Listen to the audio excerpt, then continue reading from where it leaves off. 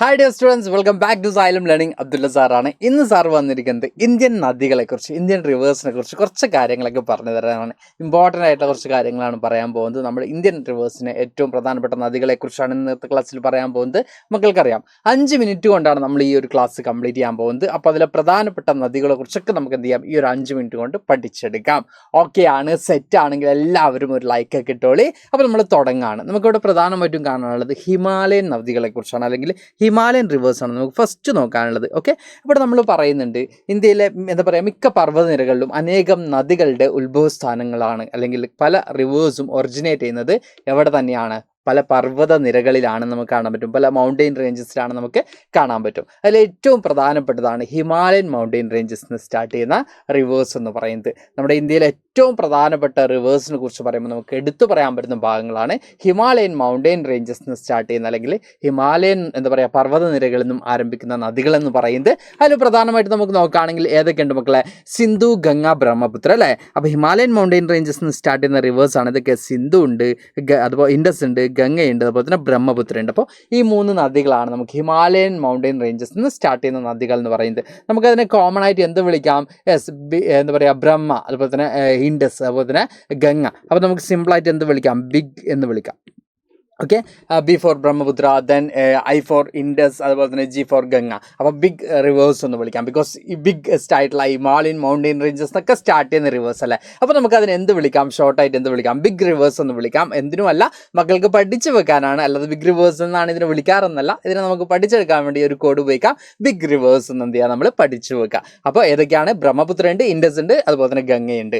Okay, അപ്പോൾ സിന്ധു, ഗംഗ, ബ്രഹ്മപുത്ര നദികൾ എവിടെ നിന്നാണ്, ഹിമാലയൻ പർവ്വത നിരകളിൽ നിന്നാണ് ആരംഭിക്കുന്നത്. അതുകൊണ്ട് തന്നെ ഹിമാലയൻ റിവേഴ്സ് എന്നും കൂടി ഇതിനെ എന്ത് ചെയ്യുന്നുണ്ട്, വിളിക്കുന്നുണ്ട്. എന്താ വിളിക്കുന്നത്, ഹിമാലയൻ നദികൾ. ഹിമാലയൻ നദികളാണ് ഇതൊക്കെ നമ്മൾ ഈ പറയുന്ന ഇൻഡസ് ആണെങ്കിലും, അതുപോലെ തന്നെ ഗംഗയാണെങ്കിലും, ബ്രഹ്മപുത്രയാണെങ്കിലും. ഇനി അതുപോലെ തന്നെ ഇതിൻ്റെ എന്താ പറയുക, കൈവരികളും, അല്ലെങ്കിൽ നമുക്ക് കാണാൻ പറ്റും ട്രിബ്യൂട്ടറീസും അതുപോലെ തന്നെ നമുക്ക് കാണാൻ പറ്റും. ഇതൊക്കെ ഇന്ത്യയിലെ ഏറ്റവും വലിയ ജലസമ്പത്തായിട്ട് നമുക്ക് എടുത്തു പറയേണ്ട കാര്യം തന്നെയാണ്.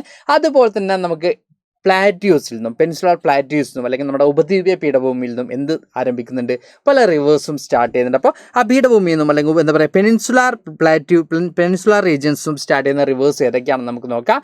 അപ്പോൾ പെനിൻസുലാർ റിവേഴ്സ് എന്നാണ് ഇത് അറിയപ്പെടുന്നത്. അപ്പോൾ അത് ഏതൊക്കെയാണെന്ന് നോക്കാം അല്ലേ. യെസ്, മഹാനദിയുണ്ട്, ഗോദാവരിയുണ്ട്, കൃഷ്ണയുണ്ട്, കാവേരിയുണ്ട്, നർമ്മദയുണ്ട്, താപ്തിയുണ്ട്. ഈ നദികളും ഏറ്റവും പ്രധാനപ്പെട്ട നദികൾ തന്നെയാണ്. ഇതൊക്കെ എവിടെ നിന്നാണ് ആരംഭിക്കുന്നത്, നമ്മുടെ പീഠഭൂമി, അല്ലെങ്കിൽ എന്താ പറയുക, ഉപദ്വീപീയ പീഠഭൂമിയിൽ നിന്നാണ് ആരംഭിക്കുന്നത്. അവിടെ തന്നെ പെനിൻസുലാർ റിവേഴ്സ് എന്നാണ് ഇത് അറിയപ്പെടുന്നത്, ഉപദ്വീപീയ നദികൾ എന്നാണ് ഇത് അറിയപ്പെടുന്നത്. ഹിമാലയൻ റിവേഴ്സ് ഏതൊക്കെയായിരുന്നു, ഇൻഡസ്, ഗംഗ, ബ്രഹ്മപുത്രയായിരുന്നു. ഇനി പെനിൻസുലാർ റിവേഴ്സ് ഏതൊക്കെയാണെന്ന് ചോദിക്കുകയാണെങ്കിൽ നമുക്ക് ഏതൊക്കെ പറയാം, മഹാനദിയുണ്ട്, ഗോദാവരി ഉണ്ട്, കൃഷ്ണ ഉണ്ട്, കാവേരി ഉണ്ട്, നർമ്മദ, താപ്തി. ഇതൊക്കെ എന്താണ്, പെനിൻസുലാർ റിവേഴ്സ് ആണ്. നമുക്ക് എന്ത് ചെയ്യാൻ പറ്റും, കാണാൻ പറ്റും. ഏറ്റവും പ്രധാനപ്പെട്ട, നമുക്ക് നമ്മുടെ ഏറ്റവും വലിയ ജലസമ്പത്ത് എന്ന് പറയുന്നത് ഈ റിവേഴ്സൊക്കെ തന്നെയാണ്. അതുപോലെ തന്നെ ഇതിന് കുറേ കൈവരികളും നമുക്ക് കാണാൻ പറ്റും, ഇതിന് കുറേ ട്രിബ്യൂട്ടറീസും നമുക്ക് കാണാൻ പറ്റും. അപ്പോൾ ഇവിടെ നമ്മൾ പ്രധാനമായിട്ടും പഠിച്ചിട്ടുള്ളത് 2 തരത്തിലുള്ള റിവേഴ്സിനെ കുറിച്ചാണ്. ഏതൊക്കെ റിവേഴ്സാണ്, ഹിമാലയൻ റിവേഴ്സും അതുപോലെ തന്നെ പെനിൻസുലാർ റിവേഴ്സും. അപ്പോൾ നമ്മൾ റിവേഴ്സിനെ ഹിമാലയൻ റിവേഴ്സ് എന്നും പെനിൻസുലാർ റിവേഴ്സ് എന്നും എന്ത് ചെയ്തിട്ടുണ്ട്, കാറ്റഗറൈസ് ചെയ്യുന്നുണ്ട്. അപ്പോൾ ഹിമാലയൻ റിവേഴ്സ് എന്ന് പറയുന്നത് നമുക്ക് എന്തൊക്കെ പറയാം, യെസ്, ഇൻഡസ് ഉണ്ട്, അതുപോലെ തന്നെ ഗംഗയുണ്ട്, അതുപോലെ തന്നെ ബ്രഹ്മപുത്രയുണ്ട് കേട്ടോ. അപ്പോൾ നമ്മളതിനെ ഷോർട്ടായിട്ട് എന്ത് വിളിക്കാം, ബിഗ് എന്ന് വിളിക്കാം. ഹിമാലയൻ റിവേഴ്സാണ് ഈ ബിഗ് എന്ന് പറയുന്നത്. അതുപോലെ തന്നെ നമ്മൾ പറഞ്ഞ മറ്റൊരു റിവേഴ്സാണ് പെനിൻസുലാർ റിവേഴ്സ് അല്ലേ. പെനിൻസുലാർ റിവേഴ്സ് നമ്മൾ പറഞ്ഞത്, പെനിൻസുലാർ റിവേഴ്സിൽ ഏതൊക്കെ വരുന്നുണ്ട്, മഹാനദി നമുക്ക് കാണാൻ പറ്റും, അതുപോലെ തന്നെ ഗോദാവരി നമുക്ക് കാണാൻ പറ്റും, കൃഷ്ണ നമുക്ക് കാണാൻ പറ്റും, കാവേരി നമുക്ക് കാണാൻ പറ്റും, നർമ്മദ കാണാൻ പറ്റും, താപ്തി കാണാൻ പറ്റും. ഇത്രയുമാണ് എന്ത്, നമ്മുടെ പെനിൻസുലാർ റിവേഴ്സ് എന്ന് അറിയപ്പെടുന്നത്, അല്ലെങ്കിൽ ഉപദ്വീപീയ നദികൾ എന്ന് അറിയപ്പെടുന്നത്. അപ്പോൾ നദികളൊക്കെ സെറ്റാക്കി വെക്കുക. ഇത് തന്നെയാണ് നദികളെ കുറിച്ച് നിങ്ങൾക്ക് ഈ ഒരു ചാപ്റ്ററിൽ പഠിക്കാനുള്ളത്.